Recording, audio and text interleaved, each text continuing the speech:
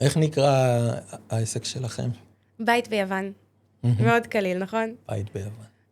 אז בעצם אנחנו עובדות עם שמאי ובית המשפט, ואנחנו בעצם מציעות דירות שבאזור בין חצי ממחיר השוק ל-70%. וואו. מחיר שוק, כן. אז זה בעצם השקעה לכל דבר שאתה מראש יוצא ממנה בנקודת רווח. נשמע ממש משתלם. ומה טווח המחירים זה... כאילו בוא נשווה לישראל, זאת אומרת, דירת 4 חדרים בראשון לציון מול אתונה, או מול מקום אחר ביוון? זה משתנה לפי אזור, אוכלוסייה. סתם סדר גודל שאני אדע, אולי אני גם רוצה לקנות. לדוגמה, הבית שאני גרה בו, הבית שלי, קנינו אותו באותו דרך.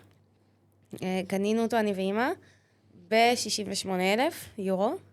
68,000 יורו? כן, יש בו, זה 3 חדרים, אני הפכתי אחד לחדר ארונות, אז יש 2 חדרי שינה עכשיו.